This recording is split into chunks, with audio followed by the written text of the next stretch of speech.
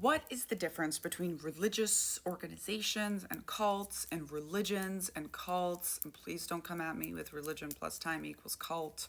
It's not a good joke. Or sorry, cult plus time equals religion. It's not a good joke and it gets people very confused. Okay, so here is the simple way to think about it. A religion is an idea. It's a belief system. It's a worldview. You can believe it's as true as you want, but it is an idea. That's what it is, right? Christianity is an idea. Believing in Christ is an idea. Cults are groups.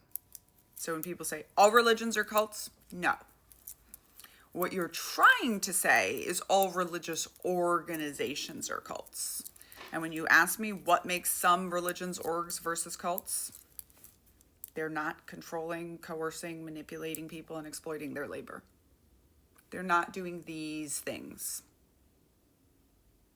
Otherwise, like if it quacks like a cult, I wore that shirt yesterday. Like if I recognize the stuff that your religious organization is doing from my childhood in the Children of God religious pedo cults, yikes on bikes. Like, why cult shaped if not a cult?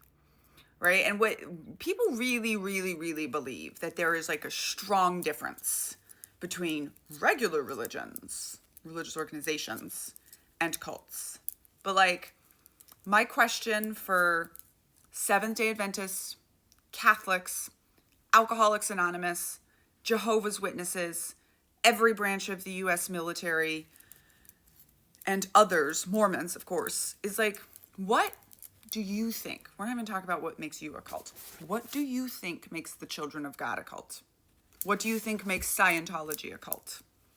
And now, here's a mirror. And this is kind of how I wrote my book, both the cult side and the army side, to like make it so that it doesn't matter what you call it. And you know what? I'm not the deity that names cults. I should be, because I might be the person in the world with the most experience. But I'm not the deity that names cults. It's the media. And the media only names something a cult when we can measure the damage in bodies. And every time, Jonestown, NXIVM, Children of God, every time it blows up, and there are unalived bodies or branded bodies or graped bodies, we find that cult-educated people were warning about it, usually for decades, and nobody was listening. We think there's this really strong line between what makes something a cult and what doesn't. And I like to say that the defining feature of a line in the sand is it's very easy to erase. And I have always thought, since setting foot in America more than 20 years ago, that evangelicals and Baptists and Mormons and Catholics, the extreme ones at least, like the Children of God is just what they want. It's just what they wish they could be.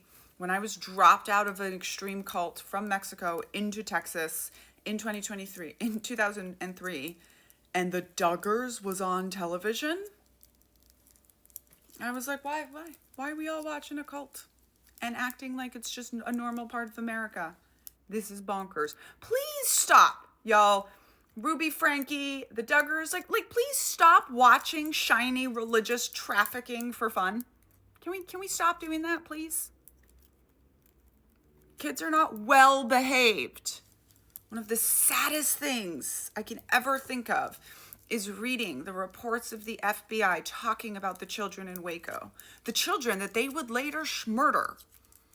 And they're giving them such kudos for being so well behaved. These 3-year-olds will sit in the middle of the night for 4 or 5 hours listening to David preach. They're terrified.